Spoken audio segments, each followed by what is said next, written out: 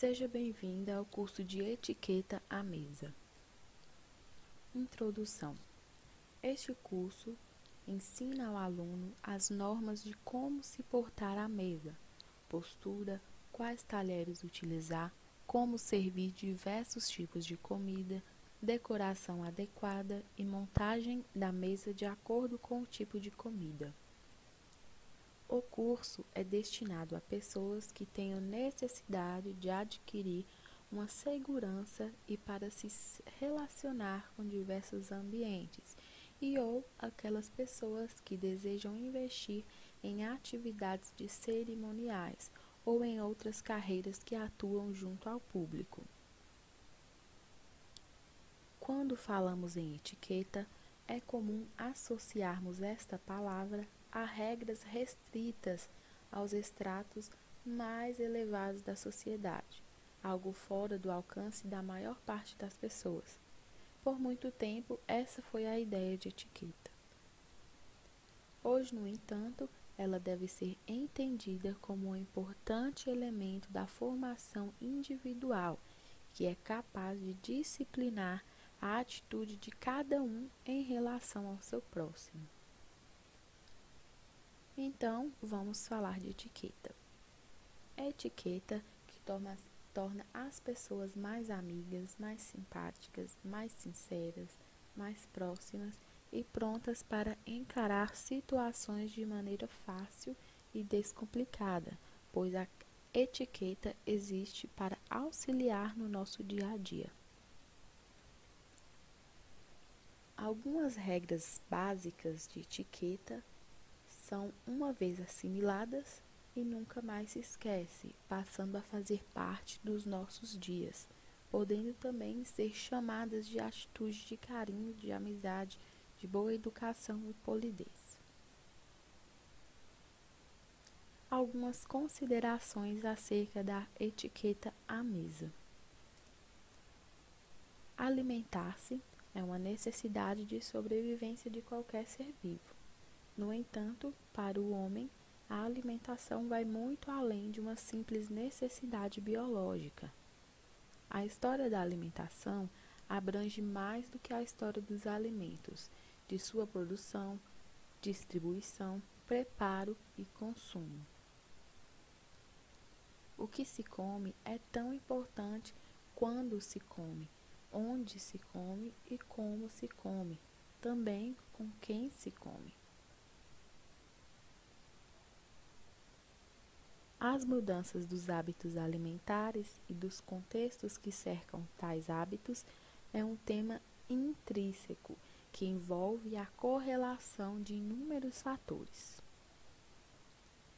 Dessa forma, pode-se perceber que os hábitos alimentares humanos têm muitas peculiaridades em relação à alimentação dos outros seres vivos.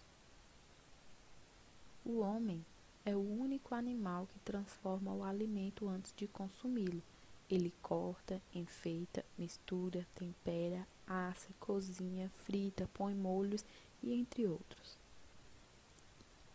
Todos os outros animais comem seus alimentos da forma como os encontram na natureza. Em suma, o homem é o único animal que pratica a arte culinária. Outra particularidade dos hábitos alimentares do ser humano é a refeição em comum. Nenhum outro animal se reúne para se alimentar e tampouco tem talheres, copos, pratos ou utensílios adequados para cada tipo de alimento.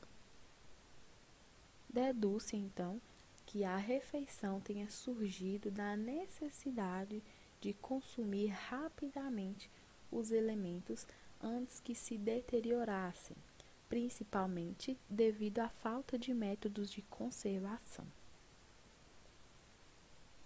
Supõe-se ainda que na pré-história, quando o homem deixou de se nutrir apenas de raízes e frutas e desenvolveu técnicas para caçar animais de grande porte, aí tenha começado a compartilhar os alimentos.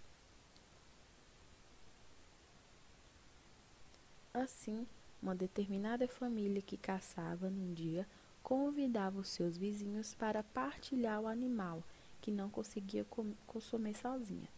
Assim, esperando que, logicamente, no dia seguinte, a outra família tivesse a mesma atitude e os convidasse. Dessa forma, a refeição surge de todos os gestos de partilha, confraternização e solidariedade, dando início ao que chamamos hoje de hospitalidade à mesa, e sendo por isso tão rica em símbolos. Pelos mesmos motivos, a companhia é tão importante em uma refeição. Sabe-se que o melhor banquete com pessoas desagradáveis pode se tornar sem graça e até mesmo insuportável. Já uma refeição simples, do ponto de vista gastronômico, pode ser muito bem aproveitada se ela for feita entre amigos e entre pessoas queridas. A verdade é que a etiqueta à mesa, ela existe, ao contrário do que muitos pensam, para facilitar a vida e principalmente para valorizar um momento tão especial como as refeições que compartilhamos com nossos semelhantes.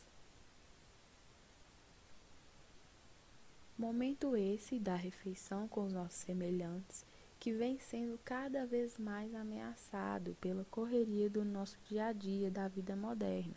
Por isso mesmo se torna cada vez mais especial. A mesa, os utensílios, os banquetes e sua história. As mesas. Na Idade Média, as mesas eram chamadas dormentes, porque eram pesadas e nunca removidas do seu lugar. Em alguns ambientes, as mesas ficavam sobre cavaletes e retirava-se tudo da sala após as refeições. As pratarias eram expostas em prateleiras de uma estante conhecida como buffet. Mais tarde, as iguarias eram também expostas no buffet para que os convidados tivessem uma prévia do que iriam comer. Os buffets atuais têm o mesmo propósito, tentar atrair os comensais. Antes, as prateleiras eram cobertas com tapeçarias em ocasiões especiais e o seu número correspondia à importância do seu anfitrião. No século XIX, os ingleses utilizavam o buffet para o breakfast e atualmente o coquetel buffet se consagrou com a exposição das iguarias. A mesa sempre tem para as pessoas o significado de unificação. Cadeiras da sala de jantar.